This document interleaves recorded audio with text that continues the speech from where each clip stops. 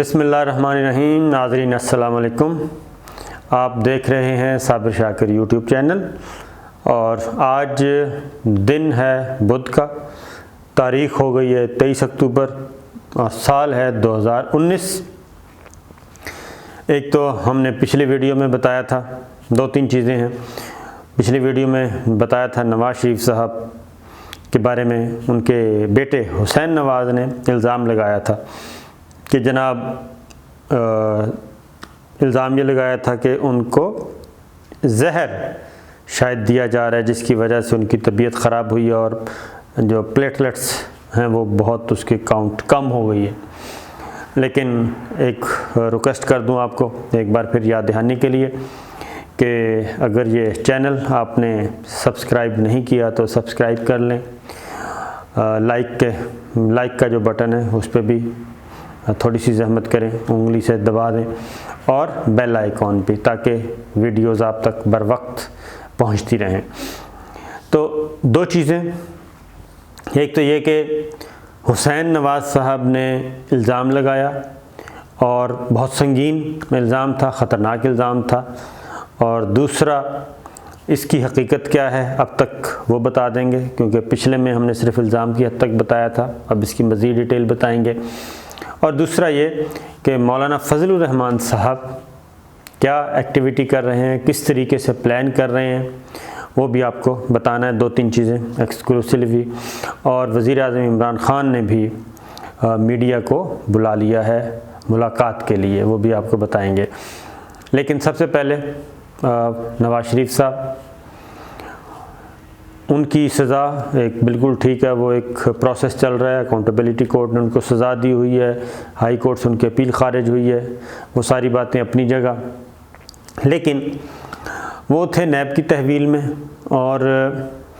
ان کو کھانا جو دیا جا رہا تھا وہ بالکل چیک کر کے دیا جا رہا تھا کہ کوئی غلط چیز نہ کھائی جائے،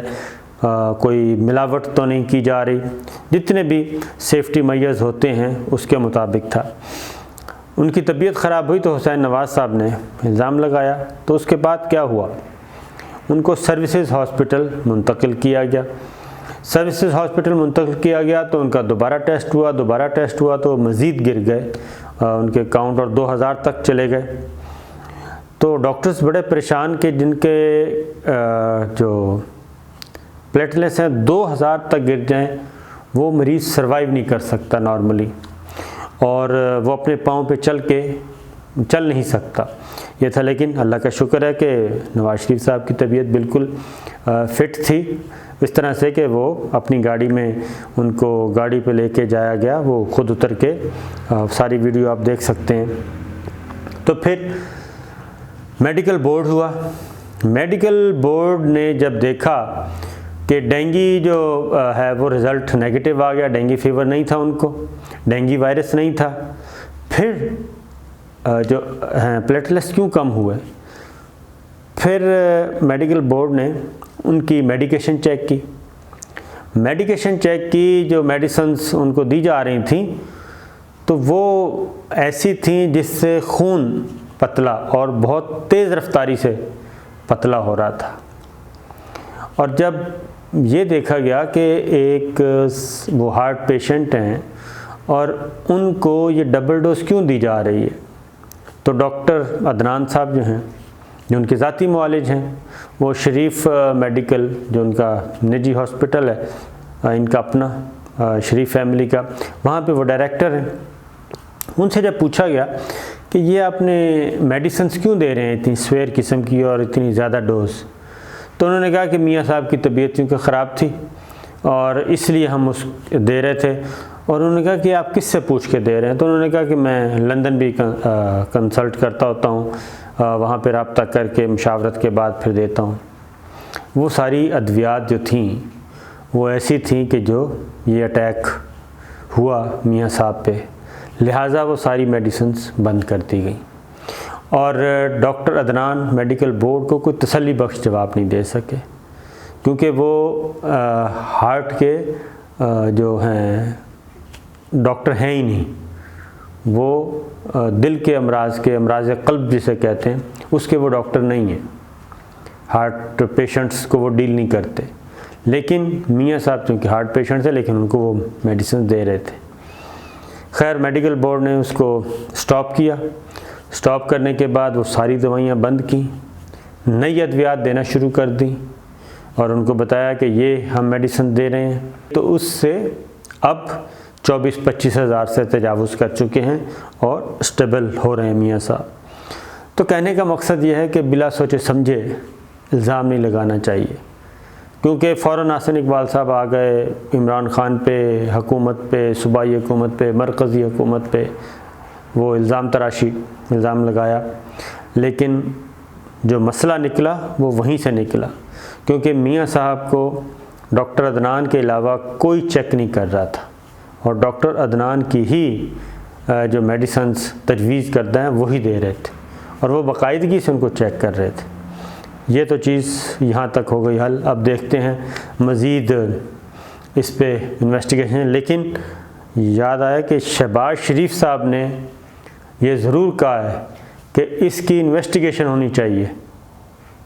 یعنی انہوں نے دونوں طرف بات کر دی ہے کہ اس کی انویسٹیگیشن ہونی چاہیے کہ نواز شریف صاحب کی یہ کنڈیشن کیسے پہنچی اور یہ پلیٹلیٹس کیسے کم ہوئے اور کس وجہ سے ہوئے۔ تو اگر یہ ہوتا ہے تو پھر تو ڈاکٹر عدنان صاحب کی طرف ہی معاملہ جائے گا اور وہ ان کو بتانا پڑے گا کہ وہ اس طرح سے کیوں کر رہے تھے۔ خیر یہ بات، اب آتے ہیں مولانا فضل الرحمان صاحب کی طرف۔ تو مولانا فضل الرحمان صاحب جناب بہت ایکٹیو ہو چکے ہیں۔ ایک طرف ہم دیکھ رہے ہیں، آپ کو جیسا پچھلی ویڈیو میں بتایا تھا کہ بلاول صاحب بالکل ایک سافٹ لائن لیے ہوئے ہیں اور وہ بالکل دوسری بات کر رہے ہیں، لیکن مولانا فضل الرحمان صاحب اپنی تیاریاں بھرپور طریقے سے کر رہے ہیں، اور انہوں نے کیا کیا ہے، انہوں نے ایک تو جناب عالمی ذرائع ابلاغ کے نمائندوں سے آج بات کی ہے، یعنی کہ گزشتہ روز بات کی، اس میں BBC، وائس آف امریکہ، voice of Germany, AP، AFP، الجزیرہ، ان تمام میڈیا کے نمائندگان کو بلایا ہوا تھا۔ 1.5 گھنٹہ ان کی نشست ہوئی مولانا سے، اور مولانا سے بڑے سخت ترین سوالات کیے گئے۔ یہی سوال جو اٹھ رہے ہیں، نمبر 1 یہ کہ آپ ملیٹنسی کی طرف ہیں، دوسرا یہ کہ آپ مذہبی بنیادوں پہ پالیٹکس کر رہے ہیں۔ تو لیکن جو مولانا کے قریبی لوگ ہیں وہ کہتے ہیں جی کہ انہوں نے میڈیا کو مطمئن کر کے بھیجا ہے۔ اب دیکھتے ہیں کہ عالمی ذرائع ابلاغ اس کو کیسے میڈیا نمائندے رپورٹ کرتے ہیں، تو اس کے بعد یہ اندازہ ہوگا کہ وہ مطمئن ہو کے گئے ہیں یا پھر غیر مطمئن ہو کے گئے ہیں۔ جیسے جیسے رپورٹ ہوگا تو اسے پتہ چل جائے گا، ہم آپ کو انفارم بھی کریں گے۔ پھر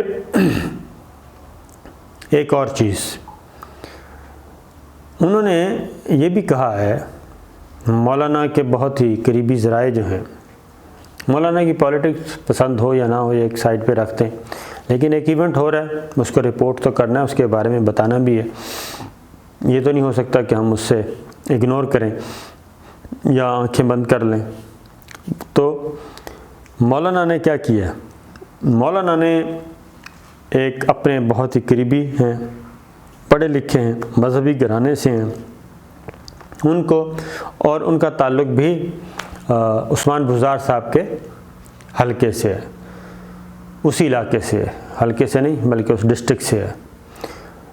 ان کے ذمہ مولانا نے ایک کام لگایا ہے، انہوں نے کہا کہ جناب آپ عثمان بزدار صاحب کی گورننس کے بارے میں میٹیریل اکٹھا کریں، شواہد اکٹھا کریں، اور ان کو یہ ٹاسک دیا، انہوں نے بہت اچھے طریقے سے پورا کر لیا۔ اور سورسز یہ کہہ رہے ہیں کہ انہوں نے نہ صرف ڈاکومنٹری قسم کا ایویڈنس، ڈاکومنٹس کی صورت میں دستاویزی شہادت جسے کہتے ہیں، وہ اکٹھی کی ہیں، بلکہ کچھ تصاویر بھی ہیں، اور وہ تصاویر ایسی ہیں بقول مولانا کے قریبی لوگوں کے کہ اگر ہم نے وہ تصویریں دکھا دیں